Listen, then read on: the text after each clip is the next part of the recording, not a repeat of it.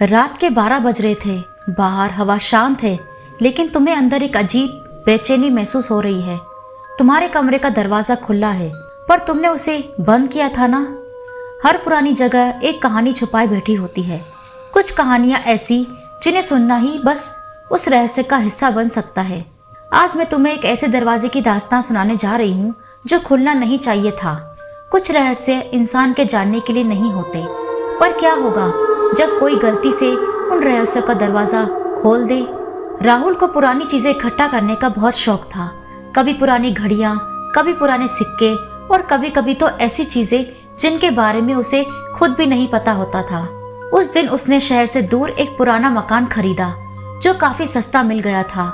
लोगों ने कहा कि वो मकान कई सालों से वीरान पड़ा था, लेकिन राहुल को इससे कोई फर्क नहीं पड़ा। शिफ्ट होने के अगले ही दिन उसे एक अजीब चीज महसूस हुई। मकान के कोने में एक पुराना बंद कमरा था। कमरे का दरवाजा जंग लगा हुआ था और उस पर कोई नाम या नंबर नहीं लिखा था।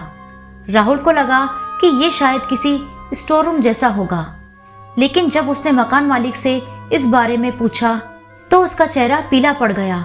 उस कमरे को मत खोलना, मकान मालिक ने घबराकर कहा। वो दरवाजा कई सालों से बंद है और उसे वैसा ही रहने दो। राहुल हंस पड़ा। अंकल, क्या भूत प्रेत की कहानी सुनाने वाले हो? मकान मालिक कुछ नहीं बोला, बस इतना कहा, अगर तुमने वो दरवाजा खोला तो फिर पीछे मुड़कर मत देखना। राहुल को मकान मालिक की बातें मजाक लगी, पर जैसे ही रात के 12 बजे अचानक उसे बंद कमरे के अंदर से हल्की हल्की आवाजें सुनाई देने लगी, जैसे कोई घड़ी चल रही हो या जैसे कोई अंदर से हल्के हल्के दरवाजा खटखटा रहा हो। राहुल ने सोचा कि शायद ये उसके दिमाग का वहम होगा, लेकिन अगले ही दिन फिर वही आवाजें। अब राहुल से रहा नहीं गया। उसने दरवाजे के नीचे से झांक कर देखा। अंदर घुप अंधेरा था, लेकिन तभी कोई झटके से दरवाजे के पास आया। राहुल पीछे हट गया। ये क्या था? उसने खुद से कहा। अब वो इस रहस्य को खोलना चाहता था। अगली रात ठीक 12 बजे राहुल एक हथौड़ा लेकर आया। उसने बंद दरवाजे पर जोर से चोट मारी। दरवाजे की जंग लगी कड़ी टूट गई और दरवाजा धीरे धीरे अपने आप खुल गया। अंदर अंधेरा था, बहुत गहरा अंधेरा, लेकिन जैसे ही राहुल ने टॉर्च मारी उसकी रूह कांप गई। कमरे के अंदर दीवारों पर सैकड़ों इंसानी आंखें बनी हुई थी, कुछ खुली हुई, कुछ बंद, जैसे वो आंखें जिंदा थी और किसी को देख रही थी। ये क्या बकवास है? राहुल ने खुद को संभालने की कोशिश की, पर तभी कमरे के कोने से एक अजीब सी फुसफुसाहट आई। तुमने दरवाजा खोल दिया। राहुल ने टॉर्च घुमाई और देखा वहां एक आदमी बैठा था, लेकिन वो आम आदमी नहीं था। राहुल की सांसें थम गई। वो आदमी सामान्य नहीं था। उसका चेहरा नहीं था, ना आंखें थी और ना ही नाक और ना ही मुंह, बस एक सफेद सपाट चमड़ी थी, जैसे किसी ने उसका चेहरा मिटा दिया हो।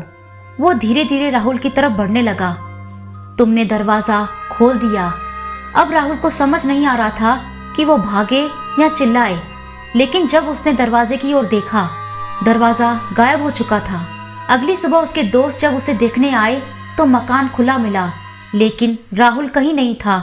उन्होंने पूरा घर छान मारा, लेकिन राहुल का कोई सुराग नहीं मिला।